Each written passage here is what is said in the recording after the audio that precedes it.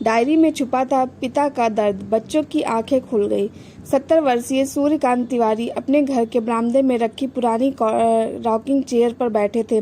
सामने आंगन में नीम का पेड़ हवा से झूम रहा था और उसकी छांव दीवार पर थिरक रही थी, पर सूर्यकांत की निगाहें कहीं और थीं। हाथ में पकड़े फोन पर जिसकी स्क्रीन पर बेटी का नंबर चमक रहा था। उठा लो श्वेता, उठा लो बिटिया, वे बुदबुदाए। 5 घंटियां बजने के बाद उधर से आवाज आई, हाँ बाबूजी बोलिए ना, मैं मीटिंग में हूँ। अरे मैं तो बस ऐसे ही सोचा पूछ लूं कि खाना खाया कि नहीं, और वो तेरा माइग्रेन कैसा है। अब बाबूजी सुबह के 11 बजे हैं, मैं ऑफिस में हूँ। आपको दिन में 10 बार फोन करने की क्या जरूरत है। सब ठीक है मेरा, शाम को करूंगी ना फोन। श्वेता की आवाज में झल्लाहट साफ झलक रही थी। ठीक है बेटा, रखता हूँ, काम करो तुम। फोन कट गया। सूर्यकांत ने गहरी सांस ली और कुर्सी पर पीठ टिका ली। आंखें बंद की तो 25 साल पुरानी एक तस्वीर सामने आ गई। छोटी सी श्वेता पिगटेल बांधे स्कूल बस से उतरते ही भागती हुई आती और चिल्लाती, बाबूजी आज मैडम ने मेरी ड्राइंग की तारीफ की। फिर पूरा दिन उनसे चिपकी रहती। आंखें खोली तो सामने अखबार पड़ा था। उठाकर पढ़ने लगे पर मन नहीं लगा। दूसरी तरफ बेटा अभय का ख्याल आया। पिछले रविवार से बात नहीं हुई थी। उन्होंने नंबर मिलाया। हेलो पापा, जल्दी बोलो, मैं साइड पर हूँ। बेटा वो मेरी दवाइयाँ ख़त्म होने वाली हैं। सोचा कि पापा आपको मैंने कितनी बार कहा है कि मोहल्ले के मेडिकल स्टोर से मंगवा लिया करो, पैसे मैं ऑनलाइन भेज दूंगा। मुझे हर छोटी छोटी चीज़ के लिए फ़ोन मत किया करो। अपना थोड़ा ध्यान रखना सीखो ना। मैं तो बस रखो पापा, शाम को करता हूँ, बाय। सूर्यकांत ने फोन टेबल पर रख दिया। दोनों हाथों से चेहरा ढक लिया। इतने सालों की मेहनत, रातों की नींद हराम करके बच्चों को पढ़ाया लिखाया, बड़े अफसर बनाए, और आज उनके पास बाप के लिए 2 मिनट नहीं है।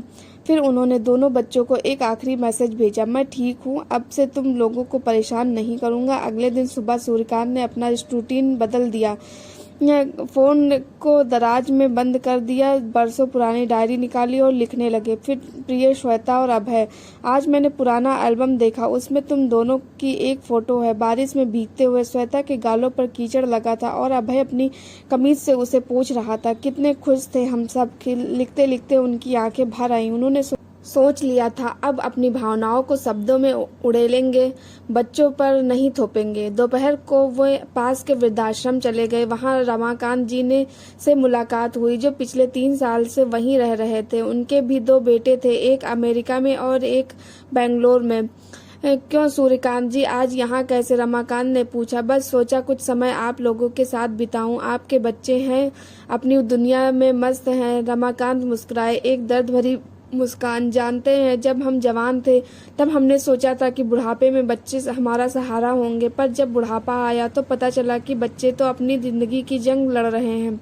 हम उनकी प्राथमिकता सूची में कहीं नीचे आ गए। सूर्यकांत ने कोई जवाब नहीं दिया। दोनों बुजुर्ग देर तक बैठे रहे, एक दूसरे को अपनी जबानी के किस्से सुनाते रहे। तीसरा दिन था। सूर्यकांत का फोन बंद पड़ा था। श्वेता ने एक बार मिस कॉल किया, फिर व्यस्त हो गई। अभय ने एक बार घंटी लगाई, फिर सोचा पापा सो रहे होंगे। किसी ने दोबारा प्रयास नहीं किया। चौथे दिन सूर्यकांत सुबह पैदल ही रेलवे स्टेशन की तरफ निकल पड़े। बरसों बाद ट्रेन पकड़कर अपनी पुश्तैनी गांव जा रहे थे। खेरवाड़ा, वही गांव जहां उन्होंने बचपन बिताया था, जहां उनके पिताजी पढ़ाते थे, जहां आम के बाग और खेतों की मिट्टी की सौंधी खुशबू थी। ट्रेन में बैठे तो सामने एक युवा जोड़ा अपने बुजुर्ग माँ बाप के साथ बैठा था। लड़का बार बार अपनी माँ से पूछ रहा था, माँ पानी पीना है, माँ पैर दुख रहे हैं क्या। सूर्यकांत देखते रहे, आंखों के कोरे गीले हो गए। शाम को गांव पहुंचे। पुराना मकान अब जर्जर हो चुका था, पर उसकी दीवारों में आज भी बचपन की यादें कैद थी। पड़ोस में रहने वाले मोहन काका के बेटे ने देखा तो दौड़े आए, अरे तिवारी साहब, आप यहाँ बच्चों को भी लाए? नहीं बेटा, अकेला आया हूँ। शाम को चारपाई बाहर डालकर बैठे। सामने खेतों में सरसों के पीले फूल हवा में झूम रहे थे। दूर कहीं कोयल बोली, मिट्टी की वही सौंधी खुशबू। सूर्यकांत ने गहरी सांस ली। सालों बाद इतनी शांति मिली। अगली सुबह उन्होंने गांव के स्कूल का रुख किया। वह स्कूल जहां कभी उनके पिता पढ़ाते थे, अब वहां बच्चों की संख्या कम थी, शिक्षक भी कम थे। प्रिंसिपल ने जब जाना कि सूर्यकांत शहर के रिटायर्ड शिक्षक है तो हाथ जोड़कर बोले, सर आप तो गणित के मास्टर हैं, बच्चों को बहुत नुकसान हो रहा है, अगर आप चाहें तो। सूर्यकांत मुस्कुराए, शायद किस्मत उन्हें यहाँ ले आई थी। 7वां दिन शहर में श्वेता और अभय दोनों को अब चिंता होने लगी थी। पापा का फोन लगातार बंद आ रहा था। पड़ोसियों ने बताया कि तिवारी जी 3 दिन से घर पर नहीं है। श्वेता का हृदय जोर जोर से धड़कने लगा। उसने तुरंत अभय को फोन किया। भैया पापा घर पर नहीं है, कहीं चले गए क्या? मतलब कहाँ गए? पता नहीं, उनका आखिरी मैसेज देखो। अब तुम लोगों को परेशान नहीं करूंगा भैया, मुझे डर लग रहा है। अभय का चेहरा सफेद पड़ गया। उसने तुरंत ऑफिस छोड़ा और श्वेता के घर पहुंचा। दोनों मिलकर पापा के घर गए। अलमारी खोली तो कपड़े कम थे, पासबुक और कुछ नकदी भी नहीं थी। श्वेता रोने लगी। भैया हमने पापा का बिल्कुल अकेला छोड़ दिया। उनका हर फोन हमें बोझ लगता था। सोचो वो कितना टूटे होंगे। अभय चुप था। उसे याद आया कि कैसे पिछले हफ्ते पापा ने कहा था बेटा मेरी दवाइयाँ, और उसने बीच में ही काट दिया था। बाप की जरूरतें उसे छोटी छोटी चीजें लगी थी। उसी समय घर की सफाई करते हुए श्वेता को पापा की डायरी मिली। पन्ने पलटे तो आंसू थम नहीं रहे थे। एक पन्ने पर लिखा था आज श्वेता का जन्मदिन है। उसे फोन किया तो उसने कहा बाद में करूंगी बाबूजी, दोस्तों के साथ हूँ। मैंने केक मंगवाया था, अकेला काटा और खा लिया। केक मीठा था पर मन कड़वा हो गया। दूसरे पन्ने पर अभय का फोन आया था। उसने कहा पापा आपको तो कोई काम नहीं रहता, आप ही चले जाइए ना बैंक का काम करने। मुझे नौकर समझने लगा है, मैं उसका बाप हूँ, ये शायद भूल गया। श्वेता फूट फूट कर रो पड़ी। अभय ने डायरी ली और पढ़ने लगा। हर शब्द दिल को चीर रहा था। आखिरी पन्ने पर लिखा था मैं जा रहा हूँ खेरवाड़ा, वहाँ मेरा बचपन है, मेरी जड़ें हैं, अब वहीं रहूंगा। बच्चों को बताने की ज़रूरत नहीं। अगर उन्हें मेरी फिक्र होगी तो खुद ढूंढ लेंगे, और अगर नहीं हुई तो समझ लूंगा कि मैं उनकी ज़िंदगी से पूरी तरह निकल चुका हूँ। उसी रात अभय और श्वेता अपनी गाड़ी लेकर खेरवाड़ा के लिए निकल पड़े। रास्ते भर कोई बात नहीं कर रहा था, बस एक ही बात दोनों के मन में गूंज रही थी, पापा हम आ रहे हैं। सुबह सुबह जब वह गांव पहुंचे तो स्कूल से बच्चों की हंसी ठिठोली की आवाजें आ रही थी। दोनों सीधे पुश्तैनी घर गए। दरवाजा खुला था। अंदर गए तो देखा कि सूर्यकांत चारपाई पर बैठे चाय की चुस्की ले रहे थे। सामने 2 गांव के बच्चे बैठे थे जिन्हें वह कविता सुना रहे थे। पापा श्वेता दौड़कर उनके पैरों से लिपट गई। अभय भी पास जाकर बैठ गया। उसकी आंखें डबडबाई हुई थी। सूर्यकांत ने पहले तो चौंक कर देखा, फिर शांत स्वर में बोले अरे तुम लोग यहाँ कैसे? पापा हमें माफ कर दीजिए। अभय ने हाथ जोड़ लिए। हम आपको समझ नहीं पाए। दुनिया की भागदौड़ में हम भूल गए कि हमारे सबसे कीमती रिश्ते को हमारी कीमती कितनी ज़रूरत है। हाँ पापा, श्वेता सिसकियां लेते हुए बोली। मैंने आपकी डायरी पढ़ी। हर शब्द पढ़कर लगा कि आपके दिल पर क्या गुजरी होगी। पापा आप हमें परेशान नहीं करते थे, हम एहसान फरामोश थे। सूर्यकांत की आंखें भी नम हो गई। उन्होंने दोनों के सिर पर हाथ रख दिया। नहीं बेटा, मैं भी समझ गया हूँ। तुम्हारी जिंदगी है, तुम्हारी जिम्मेदारियां हैं। मेरी वजह से तुम पर बोझ नहीं बनना चाहता।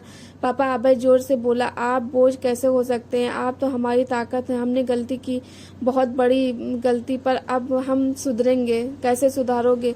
सूर्यकांत ने पूछा। हमने फैसला कर लिया है। अभय ने श्वेता की तरफ देखा, फिर पापा से बोला। श्वेता अपना ऑफिस का काम घर से करेगी और मैं हर हफ्ते आपसे मिलने आया करूंगा, और जब भी आपका फोन आएगा हम समय निकालेंगे, वादा। सूर्यकांत मुस्कुराए। और ये गांव के बच्चे, इन्हें कौन पढ़ाएगा?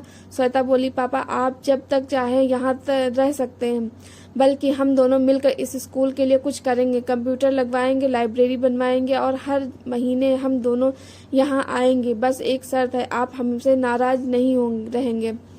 उस शाम खेरवाड़ा के उस पुराने घर के आंगन में तीनों साथ बैठे सूर्यकांत बचपन की कहानियां सुना रहे थे और अभय श्वेता बच्चों की तरह सुन रहे थे। पास ही चूल्हे पर गांव की मिट्टी के बर्तन में चाय पक रही थी। हवा में मिट्टी की सौंधी खुशबू घुली हुई थी, वही खुशबू जिसने सब कुछ ठीक कर दिया था। सूर्यकांत ने आसमान की ओर देखा, तारे चमक रहे थे। उन्होंने मन ही मन अपनी पत्नी से कहा, देख रही हो ना, सब ठीक हो गया, हमारे बच्चे लौट आए।